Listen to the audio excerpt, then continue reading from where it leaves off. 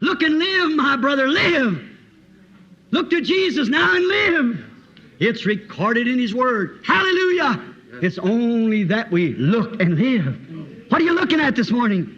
Look and live, my brother, live.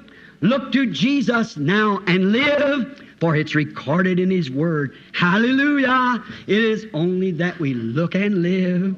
You believe that? Amen. Let's sing it together. You know what? Look and live, my brother, live. Look to Jesus now and live. It's recorded in the Word. Hallelujah.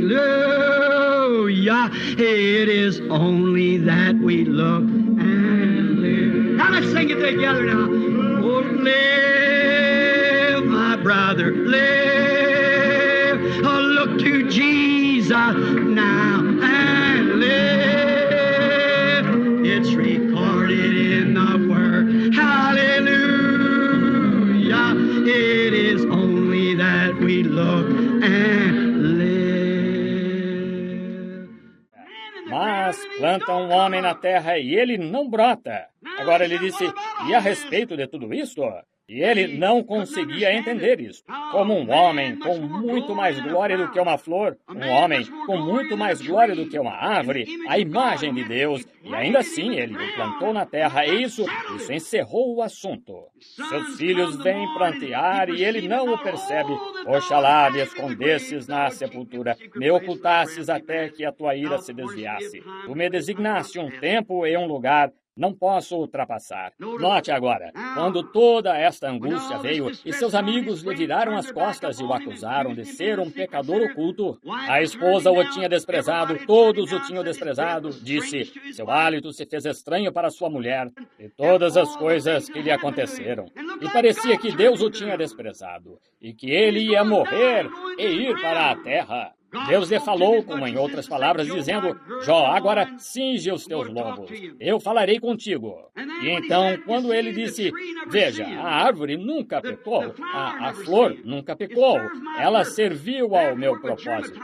Portanto, germinou uma da outra e não pecou, assim ela ressuscita. Mas o homem pecou, portanto ele é cortado. Desse modo, Jó começou a se perguntar, e então ele ficou angustiado exatamente como Marta. Na hora mais sombria, quando toda a sua influência tinha ele vivido em vão, como ele falaria a Jó? Ele era profeta. Como ele lhe falará? Numa visão. Então ele olhou para cima e os trovões rugiram, os relâmpagos lampejaram e Jesus veio. Então ele o viu nos últimos dias. Ele disse, eu sei que o meu Redentor vive e que nos últimos dias se levantará sobre esta terra. Consumida a minha pele, ainda em minha carne verei a Deus, o qual verei na hora mais sombria. Então Jesus vem. Agora, esse é o livro mais antigo da Bíblia.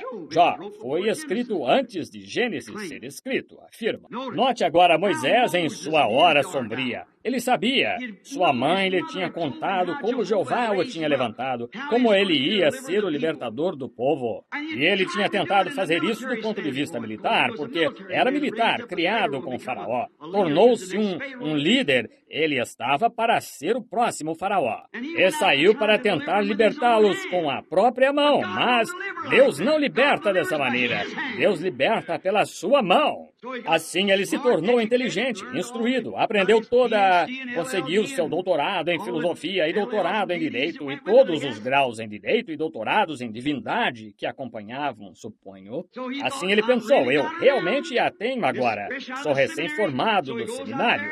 Assim ele saiu e falhou. Então Deus o levou lá fora por 40 anos e tirou toda aquela instrução dele. Veja, 40 anos.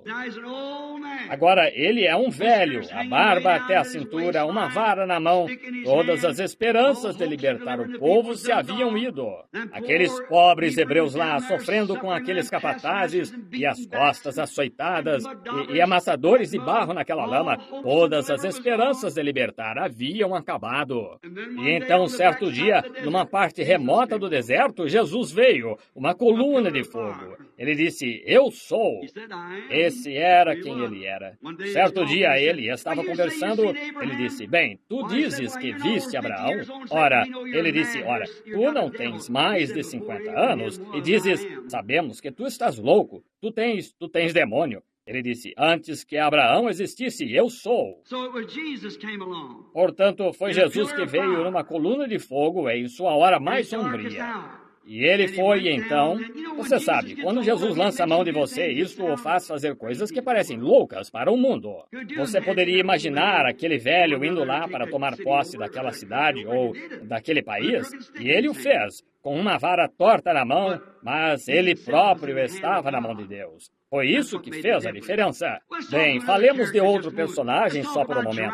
Falemos acerca de Jairo da Bíblia, nos dias de Jesus. Ele era um bom companheiro pequeno. Ele era um crente secreto. Eu o chamaria como que um crente fronteiriço, como os espias que atravessaram e provaram as boas coisas e voltaram e disseram que não se podia fazer aquilo. Mas Jairo era um crente secreto, ele cria no Senhor Jesus porque era um ótimo companheiro. Ele provavelmente estudou os rolos e viu que Jesus preenchia todos esses requisitos, e ele era aquele profeta que havia de ser despertado, conforme Moisés. Mas ele não podia fazer sua confissão, porque qualquer um que fizesse confissão que tinha estado saído e estado com Jesus, bem, na mesma hora eles eram excomungados, e ele era sacerdote. Mas, você sabe, Deus tem uma maneira de forçar a questão, às vezes, para levá-lo a fazer alguma coisa. Assim, você sabe, ele tinha uma garotinha, sua filha única, e ela ficou muito enferma e chamaram o médico, e o médico fez tudo o que podia fazer e a criancinha adoeceu cada vez mais. Agora o médico chamou e disse, Jairo, detesto lhe dizer isso, doutor ou reverendo Jairo, mas sabe de uma coisa? Essa menininha vai morrer. Ela só tem cerca de mais uma hora para viver. Eu posso imaginar todos histéricos e as pessoas de pé em volta chorando. Puseram-na numa caminha, como um pequeno sofá ali. E então, posso ver o pequeno Jairo dar a volta, apanhar seu pequeno chapéu ministerial e vestir a capa. Sua esposa disse, aonde vai? Você sabe, suponho que sou forçado a fazer isso. Então, ele saiu pela porta e disse, onde seu pastor se encontrava ali, disse, Jairo, aonde vai? Bem, pensei em dar uma volta. Você sabe, era sua hora mais sombria. Eis que alguém veio pela estrada e disse, ei, Jairo, sabe quem está lá no cais? Jesus de Nazaré, aquele profeta, acabou de chegar. Era sua hora mais sombria. Então Jesus veio justamente na hora sombria. Posso vê-lo puxar aquele chapeuzinho para baixo sobre o rosto e descer a estrada tão rápido quanto podia. Ele disse, Senhor, vem pôr tuas mãos em minha filha e ela viverá. Quando ele estava voltando pelo caminho, subitamente alguém disse, não o enfades. Ela já morreu. Ela morreu ontem e está pronta para sepultamento agora. E ele estava, seu aflito coração estava a ponto de partir-se. Posso ver Jesus olhar para ele e dizer, não te hei dito, não temas e verás a glória de Deus? Imagino que seu coração voltou a bater normal. Foi pela estrada observando cada movimento. Ele chegou em casa e disseram, ela está morta. Ele disse, ela não está morta, ela dorme. Bem, disseram, agora nós ouvimos que tu estavas louco, agora sabemos que estás. Ele disse, saiam todos vocês incrédulos, não posso fazer nada enquanto vocês incrédulos estiverem sentados aqui. Ele pôs todos eles para fora. Então foi até a criança e disse, levanta-te, menina. E ela se levantou. A hora mais sombria, a morte tinha chegado àquele lar. Então Jesus veio. Agora notamos que, quando esta garotinha estava enferma, ele não esperou, como Nicodemos, por uma entrevista particular à noite. A necessidade era naquela mesma hora. Ele tinha de entrar em ação no mesmo instante. A mesma coisa neste instante. Se já houve uma hora em que você vai querer ser curado, a hora é agora. Não espere por alguma outra hora. Esta é a hora de entrar em ação. Sim, Senhor. Ele ficou desesperado. Então Jesus chegou e a chamou dentre os mortos. O cego Bartimeu, mais um personagem do qual falaremos só por um minuto.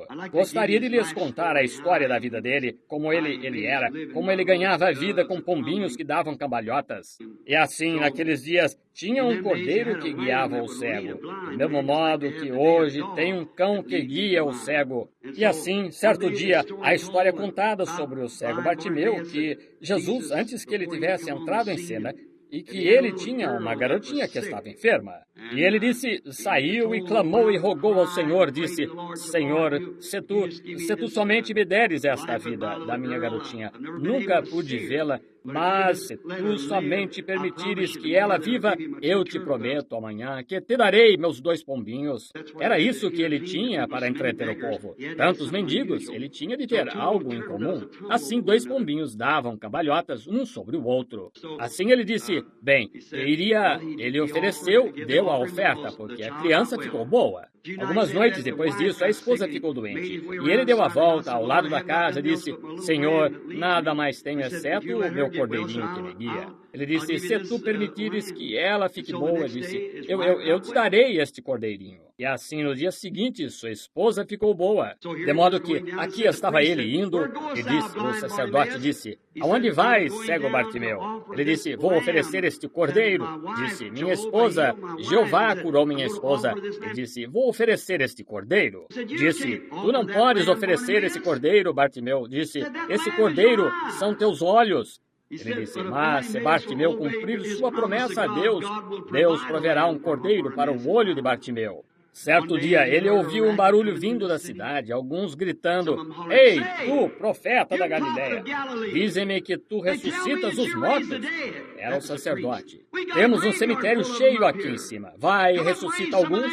Dizem-me que tu ressuscitas os mortos. Vejamos-te ir, ressuscitaram deles. Bons homens jazem ali. Vejamos-te ressuscitá-los. Outros diziam, se és profeta, dize o que eu fiz ontem. Alguns deles diziam, glória a Deus nas alturas, abri caminho para o rei de Israel. Todos os tipos de rebuliços e centenas deles. Agora, se você alguma vez for a Jericó e notar onde ele estava sentado, ele estava a quase 200 jardas de onde eles saíam pelo portão. Agora, sem dúvida, pessoas tropeçando nele.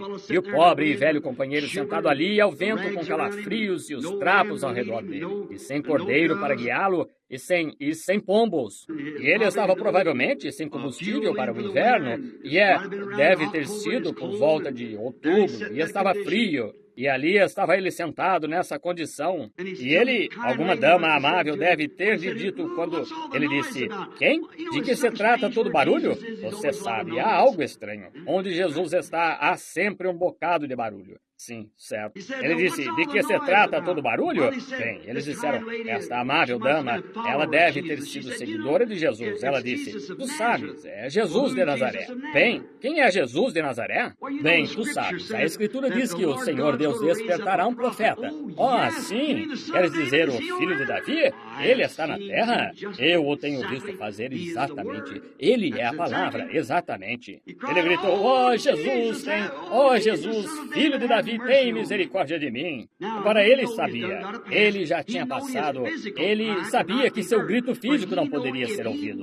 mas ele sabia que se ele era a palavra e era aquele Messias, ele teria de ser profeta, porque Messias era profeta. E ele sabia que poderia, sua fé em Deus, sem dúvida que ele soltou um grito, Jeová, tem misericórdia de mim, tem misericórdia, agora permite que eu seja capaz de pará-lo. E ele gritou, Filho de Davi, tem misericórdia de mim. Provavelmente todos os gritos, ele não poderia ouvir isto, mas sua fé o parou. Jesus disse assim, e Jesus parou. Eu quero pregar sobre isso talvez uma vez, um dia. E então Jesus parou. E ele parou. Ele olhou em volta e disse, a tua fé te salvou.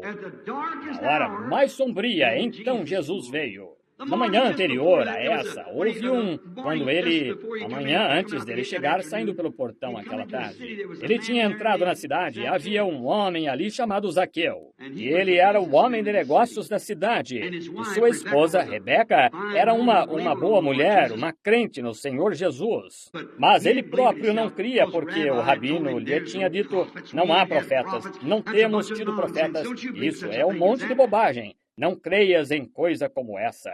Tu és um homem finamente culto. Teu negócio aqui. Ora, nunca faças isso.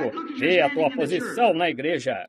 E assim ele tinha dito a Rebeca, disse, isso é bobagem. Não há essa coisa como profeta. Mas você sabe, Rebeca tinha orado até que o aflito coração dele não estava aguentando mais. Ele mesmo o queria ver. Assim, ele sabia que ele havia de estar na cidade aquele dia. Assim, sabe o que ele fez? Ele era pequeno em estatura, de modo que poderia não ser capaz de vê-lo quando passasse, por causa da multidão. Por isso ele disse, vou descobrir se ele é profeta ou não. Se eu olhar para ele no rosto, eu lhe direi se ele parece diferente de qualquer outro homem. Assim ele subiu numa árvore e puxou todas as folhas ao seu redor e coisas tais e se sentou ali.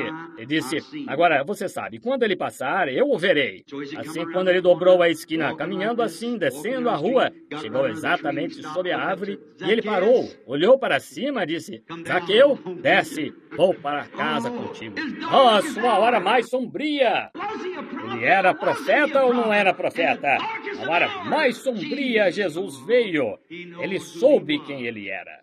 Zaqueu, desce. Zaqueu disse, se cometi alguma injustiça, eu restituirei. Farei qualquer coisa. Ele ficou convencido. Jesus veio. A mulher com um fluxo de sangue tinha ido. A Bíblia disse, ela gastou todo o seu dinheiro com os médicos. Nenhum deles pôde ajudá-la. Sem dúvida, os médicos tentaram com afinco, mas falharam. Não puderam ajudá-la. Ela tinha tido este fluxo de sangue por anos e anos, provavelmente, desde a menopausa. Agora, e ela era uma mulher idosa e simplesmente continuava. Não podiam fazê-lo. Oh, ela estava em desespero, porque, sem dúvida, naquela manhã, quando o pequeno barco encostou entre os salgueiros lá embaixo, ela morava no morro acima. Provavelmente seu marido tinha vendido os cavalos e a fazenda tinha sido hipotecada e tudo mais, tentando conseguir que sua pobre esposinha sarasse. E não, ela tinha ouvido acerca dele. Ela disse, quem é aquele lá embaixo? Disse, esse é aquele profeta da Galileia. Ela disse em seu coração, nenhuma escritura para isto. Eu creio nele. E se somente puder tocar na veste daquele homem justo, eu serei curada. Se ela pôde fazer isso sem uma promessa da Escritura, o que devemos fazer nós com a promessa da Escritura? Ela abriu o caminho, ali estava o pastor, todos eles ali de pé para criticá-la, zombando dele e tentando fazer com que ele deixasse a terra. Eles não queriam sua gente toda perturbada de mente. Eles não podiam cooperar na reunião. Não havia nada que pudessem fazer. Mas ele veio ter uma reunião de qualquer modo, está vendo? E assim, ele ia tê-la de qualquer modo. Desse modo, nós verificamos que havia 2 ou 3 ali que o ajudariam a assim levá-lo para o outro lado do rio de qualquer modo. Assim, nós verificamos que quando ele começou a subir, esta pequena mulher, ela disse, bem, tal homem como esse, tão importante, eu sou insignificante demais para ele. E alguns deles começaram a dizer, apresente-me a ele, porque eu quero verificar se ele é profeta ou não. Assim, bem, apresente-me, Simão, fulano de tal. Todos, olá, Rabino. Ora, dizem que tu és profeta. Sim, obrigado, Senhor. O Senhor o abençoe. Seguia adiante assim, enquanto prosseguia. Sem se esperar, esta pequena mulher foi abrindo o caminho por entre aqueles homens e em volta, até que então tocou sua veste exterior. A veste palestina pende livre. Tem uma veste interior também para impedir que o pó chegue às pernas. E ele nunca teria sentido isso fisicamente. Então ela o tocou. Isso era exatamente o que ela queria fazer. Ela voltou a sair e se sentou. Aquela foi sua hora mais sombria. Todo o dinheiro tinha acabado, tudo mais, e Jesus veio. Jesus se virou e disse, quem me tocou? Ele olhou por ali e ali estava ela. Ele disse, a tua fé te salvou.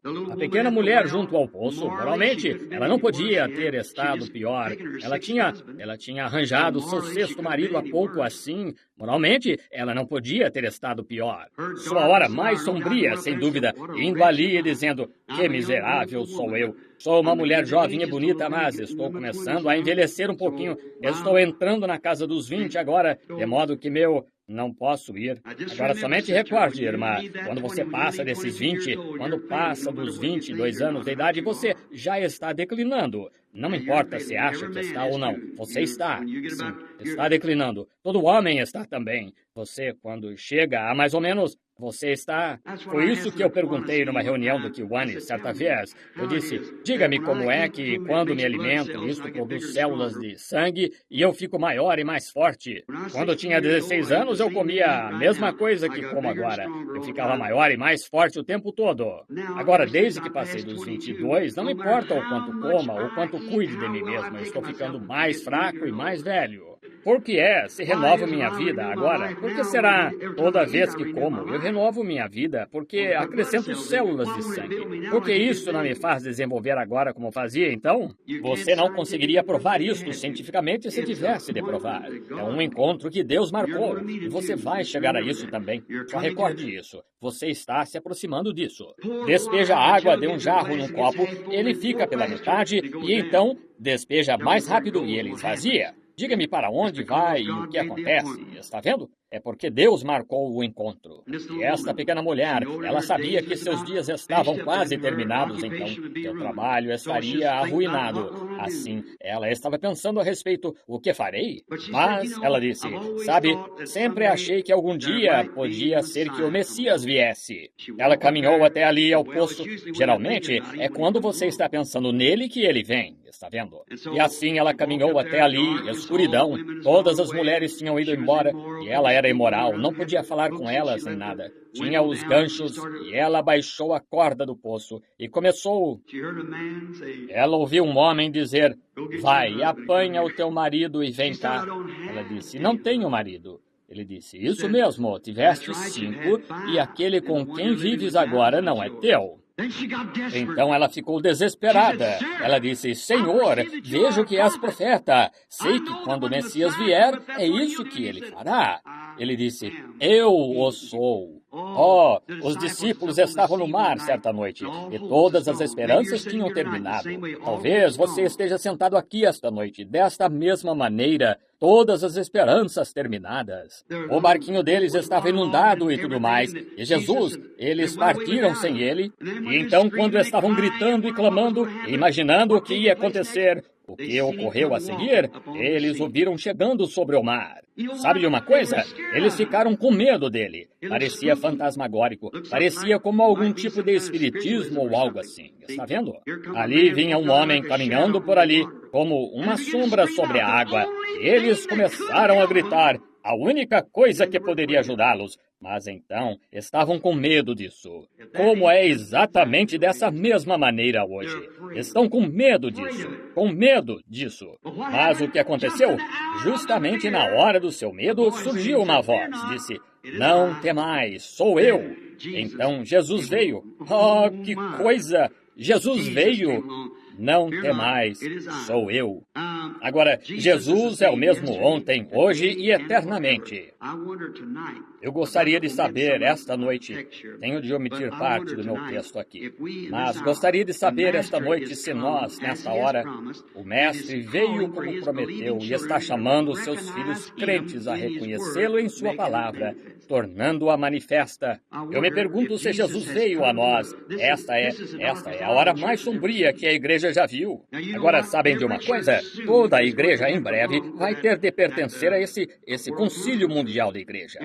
Quando o fizerem, vocês abrirão mão de seus direitos evangélicos quando fizerem isso. E caso contrário, então não poderão mais ser uma denominação, porque toda denominação tem de entrar nisso. Vocês leram a respeito, como eu também. É a hora mais sombria que a pequena igreja já teve. Todos foram atrás disso.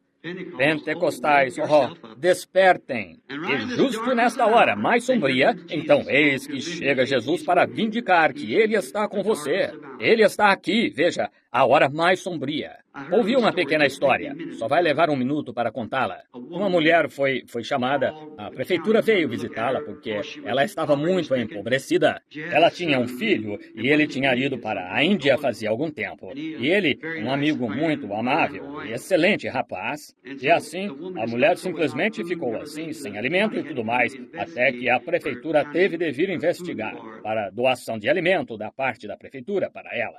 E quando estavam ali, o homem disse, bem, a senhora não tem nenhum ente querido para ajudá-la? Ela disse, eu tenho um filho. Disse, o que ele faz? Disse, ele é um engenheiro elétrico na Índia. Bem, para quem ele está trabalhando? Disse, para o governo dos Estados Unidos. Ora, disse, ele não a ajuda? Disse, bem, disse, ele não me ajuda, mas... Disse, bem, então por que a senhora não pede a ele ao invés de chamar a prefeitura? Ela disse, ele é um moço tão amável, ele me escreve cartas tão amáveis. E disse, você sabe, eu o amo, assim, não posso lhe dizer que eu que estou passando esta necessidade. Disseram, ele lhe escreve cartas e a senhora recebe notícias dele e tudo mais? Sim. E ainda assim ele não a ajuda? Disse, não. Disse, mas ele me manda gravuras das mais lindas que já vi na vida. E ela disse, assim, o homem disse, deixe-me ver algumas gravuras. Ela disse, muito bem, senhor, eu as tenho bem aqui na Bíblia. E ela as abriu e começou a mostrá-las. Sabe o que eram? Ordens de pagamento da Índia, com gravuras. Todas elas têm gravuras, veja, ordens de pagamento. Ela tinha bilhares de dólares, mas simplesmente não sabia o quanto possuía. Estava tudo escondido na Bíblia. Queria saber esta noite se Jesus não nos revelaria o que está escondido nesta Bíblia para nós. Somos ricos em sua graça e em sua misericórdia. Gostaria de saber se ele viria nos chamar. Olhamos... Isn't he wonderful, wonderful, wonderful? Isn't Jesus my Lord wonderful? Our eyes have seen, ears have heard, what's recorded in God's Word. Isn't Jesus our Lord wonderful? Let's all sing it together. Isn't he wonderful? Wonderful, wonderful, isn't Jesus my Lord? Listen now what he says. Our eyes have seen, ears have heard, what's recorded in God's Word. Isn't